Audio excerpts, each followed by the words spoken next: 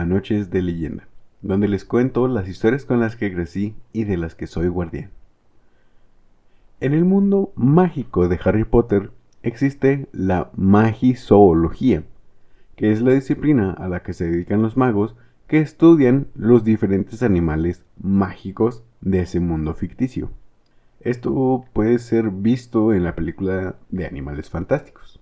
En nuestro mundo se ha popularizado el término criptozoología, cuya etimología serían las palabras griegas criptos, zoos y logos, que traducidos de una manera burda serían oculto, que es criptos, zoos, que sería animal, y logos, que sería razonamiento.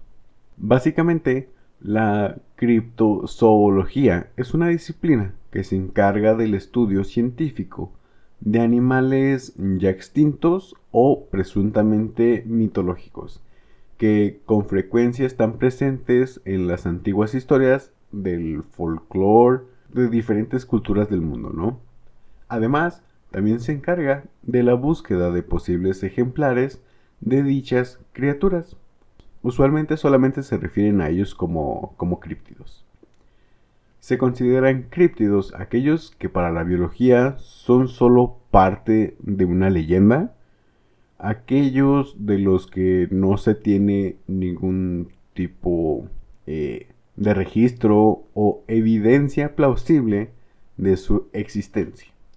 Dentro de esta clasificación podemos encontrar un enorme número de ejemplares. En esta ocasión solamente traigo un par que son de los que yo no he escuchado así tal cual que me digan, este es el que está aquí en Nombre de Dios o aquí en Durango, sino que son muy similares. Solamente traigo un par, como les digo, pero próximamente voy a traer porque pues hay un sinfín de estos seres críptidos en lo que es el continente americano, no se diga del otro lado del mundo, en lo que es Europa, Asia. Por ejemplo, Japón tiene toda una cultura que se llaman los yokai, que prácticamente son críptidos. Otra cosa que también tengo que aclarar, en esta clasificación que es críptidos o criaturas fantásticas, como es el título de este capítulo, no entran lo que serían creepypastas tipo Slenderman, Jeff the Killer. Más entrando a videojuegos está Herobrine, que es de un juego llamado Minecraft. Aquí solamente entran los seres de los que sí hay un gran número de personas investigando o buscando alguna prueba de su existencia. En primer lugar, tenemos a el Mothman o el hombre polilla en español.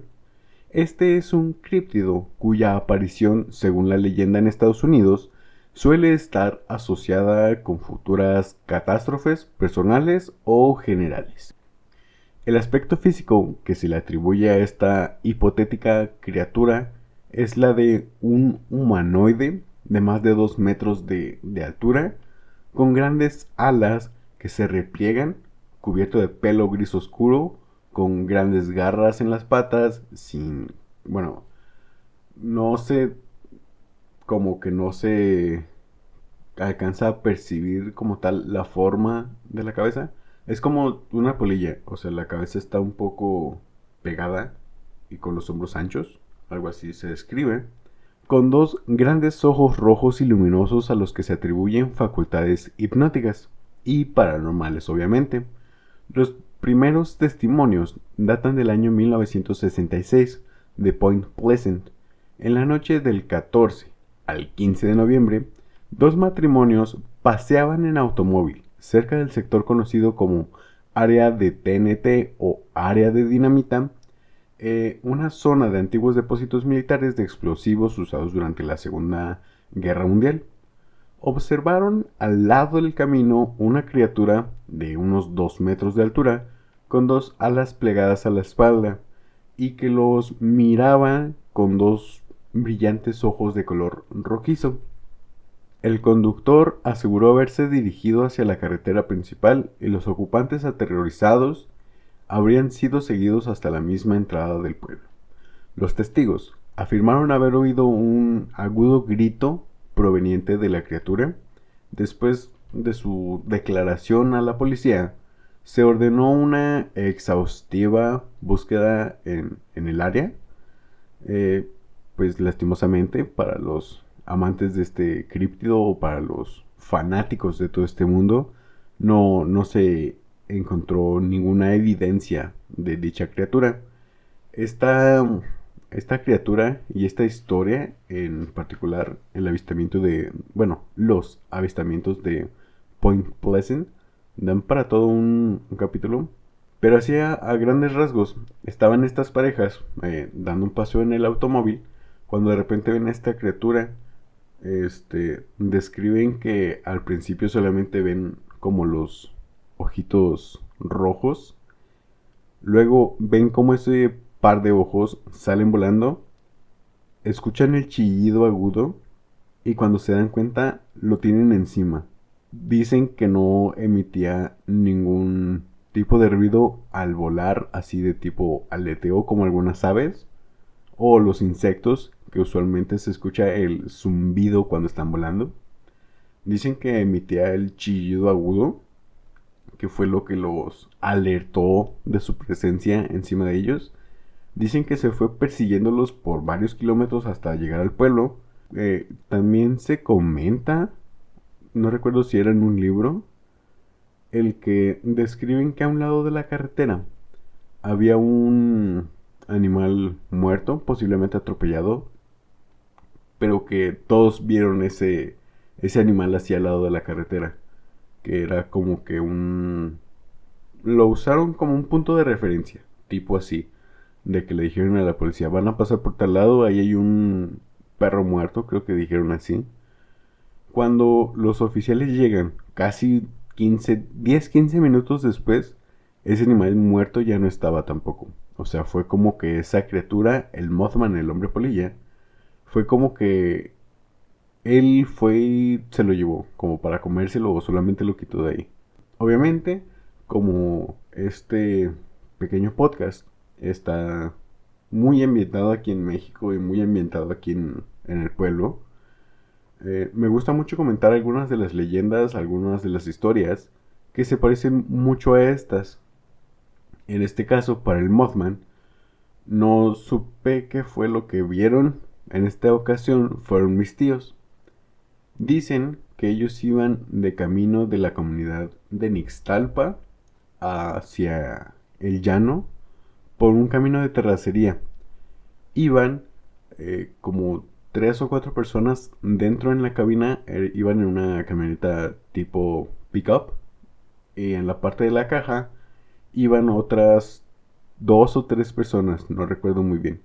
Pero dicen que al pasar cerca de un árbol grande, dicen que escucharon un ruido, voltearon a ver al árbol y había como un tipo de pájaro enorme. No recuerdo tampoco el tamaño. Hace mucho que no escuché esta historia de viva voz de mis tíos. Pero dicen que cuando pasan por ahí, debajo de ese árbol, como que ese pájaro, esa cosa, se percata de ellos y comienza a perseguirlos. O sea, va la camioneta por el camino, de repente pasan por el árbol, ven este pájaro, el pájaro se percata de ellos y sale a perseguirlos. Los persigue por varios metros e incluso se les abalanza. Puede ser algo parecido a lo que está en Monterrey como el hombre pájaro que se le conoce, pero es una de las historias que he escuchado parecida a el Mothman. También tenemos a el chupacabras, un críptido que supuestamente ataca a animales de diferentes especies en zonas ganaderas o rurales. Los más imaginativos creen que es una mascota alienígena. Tuvo origen en la isla de Puerto Rico. Este mito se expandió por todo el continente americano, pero en donde más auge tuvo y se convirtió en todo un fenómeno mediático y en leyenda prácticamente, fue en el norte de México. en donde se reportaron muchos animales que fueron asesinados, en su mayoría cabras y borregos, pero también atacaba a lo que eran las aves de corral, tipo guajolotes o cóconos, como los conozcan, gallinas, algunos tenían patos. También se extendió hasta el sur de Estados Unidos, territorios de Texas, Arizona. Se ha intentado realizar investigaciones serias sobre el supuesto fenómeno. Primeramente, se ha intentado establecer un patrón de ataque sobre los animales y aves. Estos patrones parecen coincidir, ya que las víctimas presentan casi siempre una mordedura limpia en la que aparecen dos perforaciones. Es prácticamente, creo que todos hemos escuchado esa historia, ¿no? O hemos visto películas donde salen vampiros, de esos vampiros chupasangre, que para beber la sangre de su víctima usan sus dos colmillos y los muerden justo en el cuello. Es prácticamente así como se ponen las películas. Esta herida casi siempre es al nivel del cuello de la víctima. La mordedura además parece no ser detectada por el animal o ave victimizada, ya que no hay evidencias de lucha. Lo extraño es que dentro de la gama de víctimas están, como ya lo comenté, las aves de corral. Que estas aves de corral, lo que son sobre todo gallinas, son unas aves muy alarmistas. Estas generan un sonido cuando se ven acosadas u atacadas. Generalmente, pues pollos o gallinas siempre están juntos durante la noche y siempre que detectan algo de peligro empiezan a cantar todas. Hacen un ruido unísono muy estruendoso. No hay reportados eventos previos de alarma en corrales avícolas. El cuerpo aparece además sin vestigio de sangre, completamente desangrado.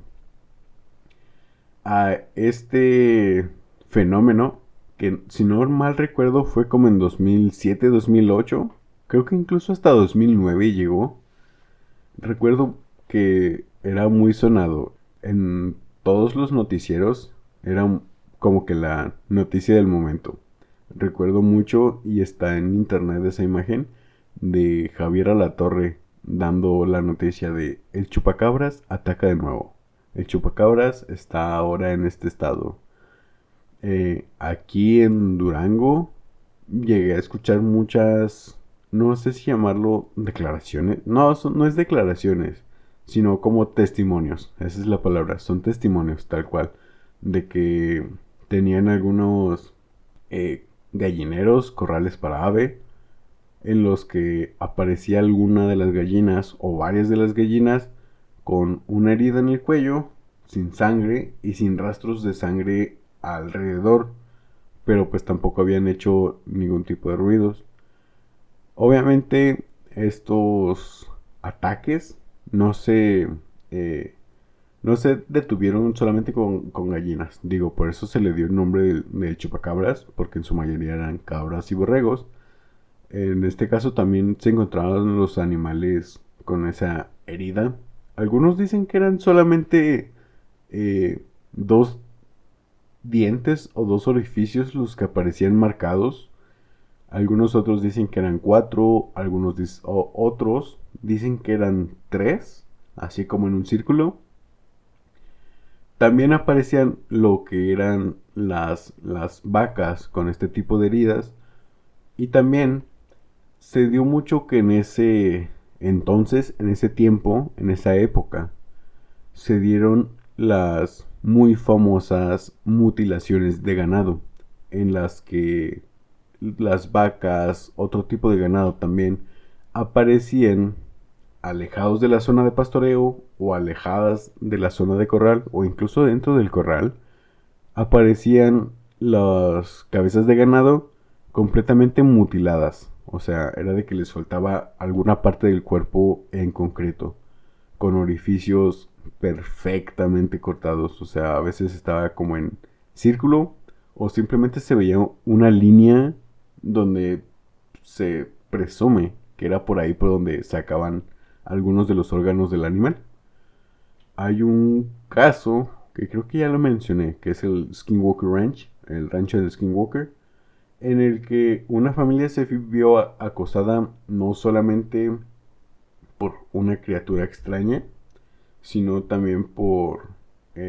bueno, aquí ya estoy entrando en temas ovni, que pues sí va de la mano porque algunos dicen que el chupacabras es un alienígena. En este caso, en el caso del Skinwalker Ranch, aparecían los sementales o las hembras. Aparecían con el ano del animal completamente extendido y como si les hubieran arrancado todo lo de adentro. O sea, solamente estaba ese orificio más grande hecho como quirúrgicamente porque se arrancaba todo. Aparecían algunas veces también sin orejas, que en este caso pues sí hicieron mucha más investigación porque pues Estados Unidos se le dio mucha atención por parte de algunos empresarios y gracias a esto pudieron llevar a científicos y equipamiento como para investigar un poquito más. Y en algunas de las ocasiones que aparecían las vacas, en este caso, sin oreja, se ponía esa herida bajo un microscopio y se dieron cuenta de que el corte en la oreja, ya dije muchas veces oreja, perdón, estaba hecho perfectamente. Los cabellos, el pelo, el pelaje del animal estaba completamente alineado, como si se hubiera cortado con precisión quirúrgica es la palabra tal cual, como si se hubiera cortado así con tijeras muy afiladas y se descartó completamente que fueran ataques de depredadores, porque pues los depredadores no van a estar midiendo qué tal cual cortan las partes del animal, ¿no? Se notan las heridas muy deformes, muy asimétricas. Luego tenemos creo que es el críptido más famoso, que es el monstruo del lago Ness. Tiene mucha similitud con el nahuelito de Argentina y el ogopogo de Canadá.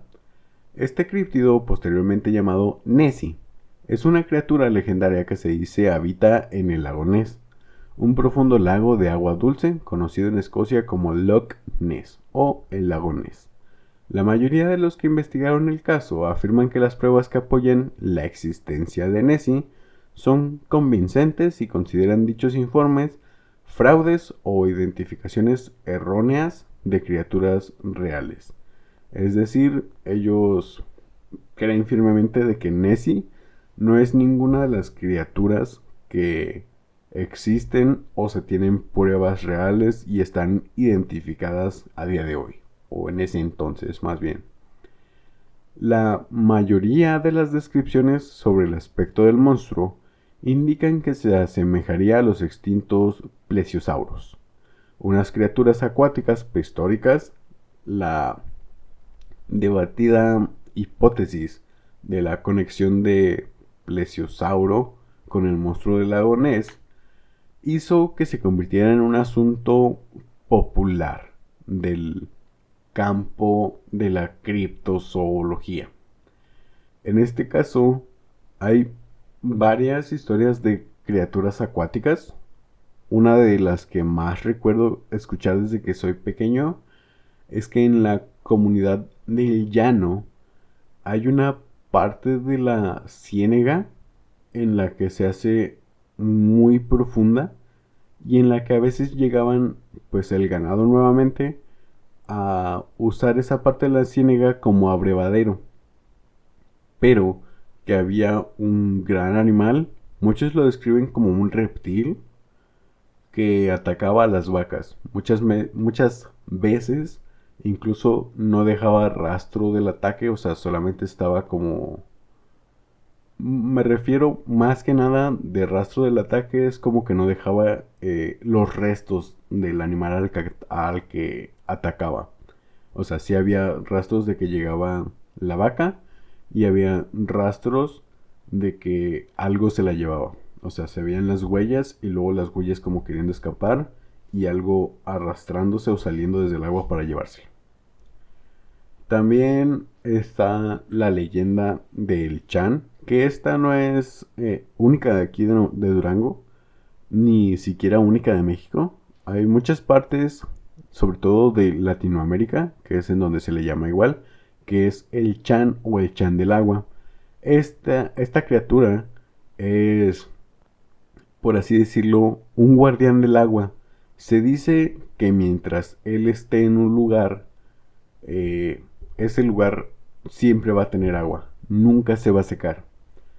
Pero, debido a la contaminación, debido a la contaminación o al uso desmedido de los recursos del lugar, como que el Chan desaparece de esa parte o de ese lugar, o como que se muda a otro lugar y el lugar original se seca completamente, como que ya no, como que deja de existir las condiciones idóneas para que haya vida ahí. Hay algunos pueblos, no recuerdo muy bien si era en Colombia, en el que algunos estudiantes hicieron un video demostrativo de esto y se nota en donde las fotos de antes, pues estaba un río lleno de vida, muchos animales llegaban ahí, muchos árboles, muchas especies de ave. Pasan los años, llega como que no recuerdo si era una fábrica o los mismos pobladores comenzaron a contaminar en desmedida, o sea, de como en 5 años acabaron con ese lugar y pues se creía que el Chan estaba ahí. Obviamente también es un buen uso para la concientización de la conservación de los hábitats y de la naturaleza, tal cual. Pero aquí en nombre de Dios y en Durango se conoce que el Chan está en los ríos y sobre todo en el paraje que conocemos como el Saltito. Luego tenemos a la bestia de Gebaudan. Esta es una bestia que aparecía, si no recuerdo mal, en Francia. El nombre histórico atribuido a un críptido. Este es el nombre histórico atribuido a un críptido devorador de hombres, semejante a un lobo, perro o perro lobo, o canupo, creo que se llama ese tipo de perro, que asoló la región de Gebaudan. Los ataques que cubrieron un área que se extiende desde 90 kilómetros a 80 kilómetros, no se sabe muy bien, se dice que habían sido cometidos por uno o varios animales que tenían formidables dientes e inmensas colas. Según testigos, los ataques o las víctimas eran usualmente encontradas con sus gargantas destrozadas. La bestia de Gebaudan, hay muchos registros también da para un capítulo. La mayoría de estas criaturas dan para un capítulo ellos solos. Voy a pensar si sí los voy a hacer. Pero en especial la bestia de Gebaudan tiene muchas similitudes con una leyenda eh, del folclore mexicano, que es la del Cadejo. Hay una caricatura que trata de unos primos hechas por un canal de caricaturas muy famoso, que su logo es blanco y negro, en el que se muestra el Cadejo. El Cadejo en realidad son dos perros, uno blanco y uno negro, obviamente representando el bien y el mal. Se dice que si encuentras al Cadejo blanco, él te va a acompañar para que llegues con bien hasta tu destino. Si vas a tu casa, el Cadejo te va acompañando y te deja hasta la puerta de tu casa y todo va a estar bien. Si te encuentras al Cadejo malo o el Cadejo negro, es como una premonición de que algo malo va a pasar. Pero si tienes la desdicha de encontrarte con los dos, con el Cadejo blanco y el Cadejo negro al mismo tiempo, estás completamente condenado. Este, los dos animales van a comenzar a pelear justo donde tú estás y en la pelea pues resultas herido y más aparte, una vez que acaba la pelea, te arrastran hasta el inframundo. Aquí, en nombre de Dios, en algunas de las comunidades, en algunos de los caminos aún de terracería, se dice que hay a veces algunos guardianes que no dejan pasar a los transeúntes. En muchos de los casos hay una excepción que es la que tengo muy presente, que es en el puente de Ibarra, que es el puente que está por el río de la Villa, a un lado del paraje, bueno, de la unidad deportiva llamada Las Alamedas. En ese puente se dice que aparece lo que es un curro o pues una persona muy elegante que te va como a persuadir como para que no pases o te va a amenazar o te va a ofrecer tratos, bueno, va a persuadir prácticamente. Pero en los otros casos, lo que aparece es un guardián tipo, pues, convertido como en un perro, así enorme. Dicen que no los deja pasar a donde vayan ni de donde vengan. O sea, hay una historia de un señor que iba de un baile, creo que de aquí de la cabecera de Nombre de Dios, como a Nixtalpa, me parece. No, creo que iba como hasta la cueva, a la comunidad llamada Cueva Blanca. Iba pasando por el camino que conocemos como el Camino Viejo, que era el camino real de tierra adentro. Y iba pasando por ahí cuando de repente al camino se le atravesó un perro. Él dice que pues intentó esquivarlo, pero que el perro se movía literalmente hacia donde él iba. Se movía al otro lado del señor y el perro iba siguiéndolo, como para no dejarlo pasar. En estas historias, no sé si me pueda incluir yo, porque cuando era pequeño salía, bueno, solíamos ir de pesca mi papá y yo. Y en una de esas, recuerdo que íbamos a ir más lejos del lugar de pesca habitual. Y mi papá dijo, vamos a llevarnos las bicicletas. Y yo, perfecto, yo te sigo. En esa ocasión, pues sí fuimos un poco más lejos y regresamos bueno, salimos como al amanecer, más o menos 7 de la mañana, y regresamos a casa ya anocheciendo. Llevábamos cada quien una lámpara de las que se ponen en la cabeza. Íbamos pasando por lo que nosotros conocemos como la pasada del río, que es una parte del río de la villa que conduce hasta los salones, otro paraje de aquí de Nombre de Dios.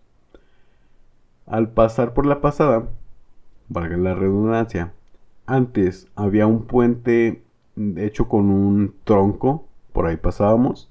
Recuerdo que mi papá me dijo, deja paso yo primero y luego te ayudo con la bicicleta. Y yo, perfecto. Cuando iba mi papá regresando por mi bicicleta, vamos pasando, él enfrente de mí, él lleva la bicicleta y luego voy yo atrás. Cuando de repente siento que algo nos está viendo desde el inicio del puente, ya íbamos como la mitad del puente. No era un puente muy largo, pero pues un poquito sí. Recuerdo que sentí que algo nos estaba viendo desde el inicio del puente. Volteo, no hay nada. Volteo hacia el final del puente y volteo hacia abajo del puente y hay un perro enorme que nos está viendo con los ojos rojos, lo recuerdo perfectamente. Le digo a mi papá, oye, ¿estás viendo ese perro? Volteo con mi papá me voltea a ver y me dice, ¿cuál? Señalo dónde está el perro, pero pues ya no estaba. O sea, en lo que yo volteaba con mi papá y le digo, mira, ¿estás viendo ese perro? Mi papá y yo volteamos al mismo tiempo y ya no hay nada. Pero era un perro enorme. Era considerable en ese entonces. la distancia del suelo hasta el tronco. Recuerdo que estaba el perro adentro del río y se veía que casi topaba con el tronco. O sea, estaba enorme ese perro, yo lo recuerdo así. Y así de este tipo de historias, referente a perros enormes, guardianes de caminos, hay muchos. Les digo, este caso de la bestia de Gebauden da para un capítulo entero. Sí me gusta mucho la historia, voy a ver si la hago. Quizá más adelante. Siguiendo, tenemos a las arpías. Las arpías son unos seres mitológicos con apariencia de hermosas mujeres que tienen alas. Se valen de su capacidad de volar para cumplir la misión que Zeus les había encomendado: robarle la comida a Fineo. Robarle la comida a Fineo continuamente antes de que éste pudiese tomarla, como castigo por querer obtener larga vida. Las arpías, si recuerdan el episodio de la brujería, mencioné a lo que son las Tlahuelpuchis. Las Tlahuelpuchis podrían ser consideradas como la contraparte de la mm, mitología griega, en este caso lo que son las arpías, por ser enviadas de Zeus para castigar a otro dios. Las Tlahuelpuchis son su contraparte aquí en México. Recordemos que las Tlahuelpuchis son parte del conjunto de brujos búho, que son las que se pueden quitar las piernas y los brazos para colocarse las extremidades de las aves en su lugar. En este caso, hay muchísimas historias. O sea, ya les conté algunas de las que en algunas comunidades y mi familia sobre todo, sé que las conocen como las voladoras o las brujas simplemente. En este caso hay una que me llama mucho la atención. Me la contó mi abuelita materna, si mal no recuerdo, entre ella y mi papá. Ellos me contaban que cerca de la casa donde viví toda mi infancia, había una señora que era conocida por ser bruja y poder transformarse en un pájaro enorme. En una noche que alguien regresaba de un baile, va llegando cerca de la casa de esa señora, cuando de repente siente como la necesidad de voltear hacia un poste de la luz, de estos de madera, y ve a un pájaro enorme, pero lo describe como que traía ropas de mujer. Enseguida pensó en la mujer que vivía ahí cerca, ¿no? Pasó un poquito de tiempo y dobla en la esquina algunos otros señores que también venían del baile a su casa. Él se les acerca y les dice que si veían a esa cosa que estaba en el poste. Ellos dicen que sí, también reconocen o quieren pensar que esa cosa era aquella mujer conocida por todos por hacer maldad. Deciden apedrearla para como para ahuyentarla. Esa cosa no se mueve y debido a todos los golpes recibidos por las piedras que le lanzaban, esa cosa cae del poste y cae de tal manera como que se rompe el cuello. Cuando ven esto, se acercan un poco como para verlo. Ven que efectivamente trae ropa de mujer, pero es como un pájaro. Se ve el charco de sangre debido a la caída y deciden irse, que no los culpo, la verdad. Yo también me habría ido. A la mañana siguiente, cuando llegan hasta ese lugar, hasta el lugar donde habían apedreado a aquella cosa, se dan cuenta de que no hay nada. No hay cuerpo, no hay rastros de ropa, ni de que alguien se haya levantado, pero sí está el charco de sangre seco. Bueno, es sangre seca. Es lo único que da testimonio de que habían logrado tirar algo ahí. De que ahí había algún animal o alguien herido, pero pues ya no estaba. Pasan un poquitos de días y aparece la señora a la que todos tachaban de bruja, decían que era la bruja, y aparece con heridas, aparece con moretones, así por los brazos, en la cara, tiene moretones, y con un tipo de esas cosas que inmovilizan los brazos cuando te los lastimas, y con un collarín. Y así quedó la cosa, la señora sigue viviendo, creo que actualmente ya falleció, a lo que me habían dicho. No, no me sé el nombre, tampoco lo diría la verdad. Pero también esta historia, bueno, la de las tlahuelpuchis o las arpías, tiene mucha similitud con el pájaro que atacó a mi tío en aquel entonces, cuando iba en la camioneta, la historia que conté al inicio. Otro de mis tíos trabajaba en la fábrica mezcalera que está a la salida de aquí de Nombre de Dios, y usualmente acompañaba a mi tía a llevarle de cenar ya en la noche. En una de esas ocasiones, creo que mi familia, así mi familia nuclear, mi papá, mi mamá, mi hermana y yo, no estábamos aquí en Nombre de Dios. Nos habíamos ido, no recuerdo si a Durango o a Nixtalpa o a otra de las comunidades. No acompañamos a mi tía en esa ocasión y dice que va llegando a la carretera. Es muy representativo esta zona. Está la fábrica, la mezcalera como la conocemos, y a los alrededores, hacia enfrente, hacia atrás, hay algunos álamos muy grandes.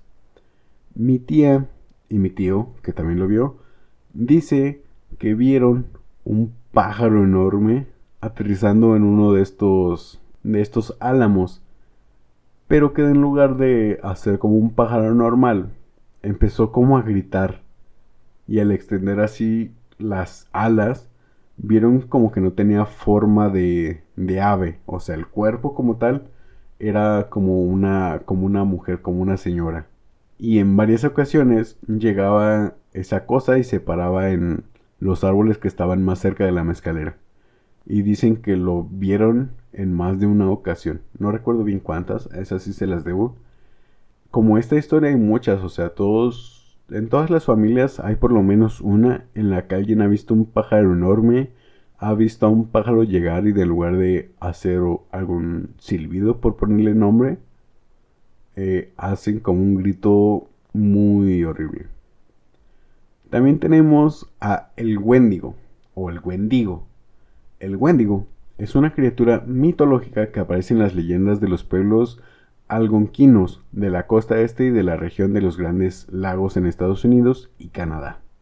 Se le describe como un ser humanoide de aspecto bestial, al que usualmente se le relaciona con el canibalismo, tema considerado tabú entre los pueblos americanos y nativos americanos de esta parte de América del Norte. El origen de esta leyenda se relaciona con historias acerca de casos de canibalismo sucedidos para sobrevivir a los duros inviernos de esta zona del continente. El Wendigo es una criatura nocturna. Cuentan que recurría a su voz para llamar a sus víctimas. Estas, extasiadas por su reclamo, se adentraban en el bosque y jamás regresaban. Otras versiones recogen cómo el Wendigo podía acudir hasta su víctima para darle la mano y la hacía correr a la par, dando largas zancadas que quedaban dibujadas en la nieve.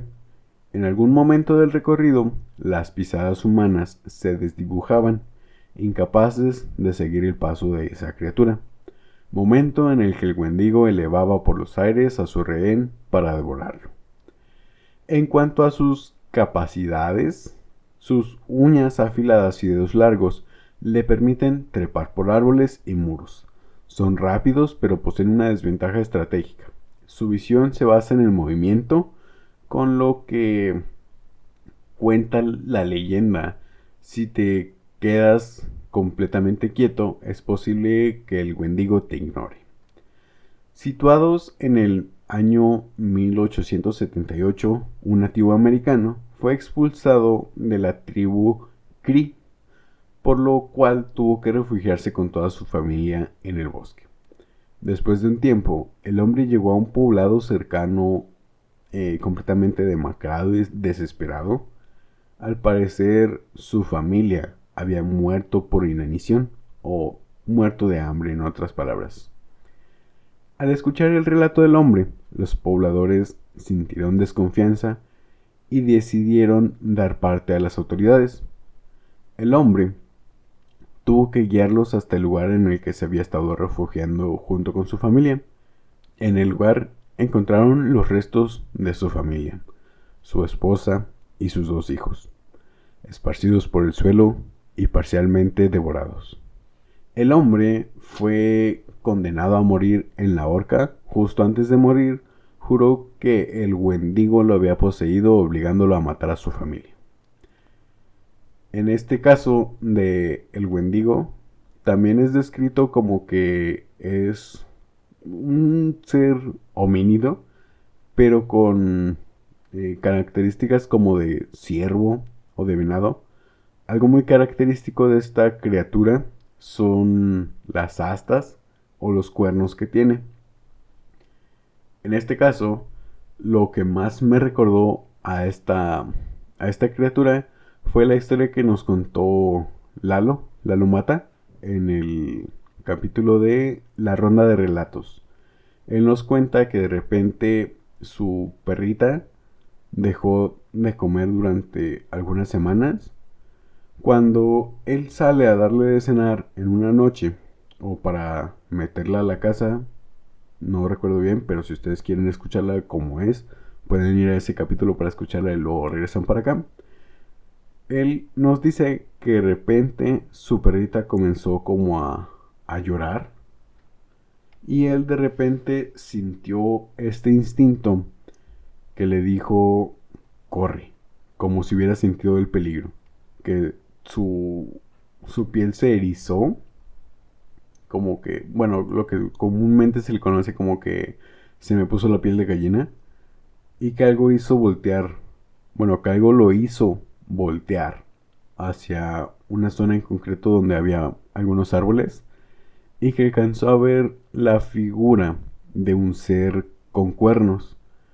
En ese entonces yo también le comenté que me sonaba mucho a el ser astado que sale en la serie llamada Over the Garden Wall, o Más allá del jardín, que por ahí les voy a estar poniendo algunas de las imágenes tanto del Wendigo como de este ser. También tenemos obviamente a el Nahual, que de este ya habíamos hablado en el capítulo de la brujería, pero pues vamos a retomarlo.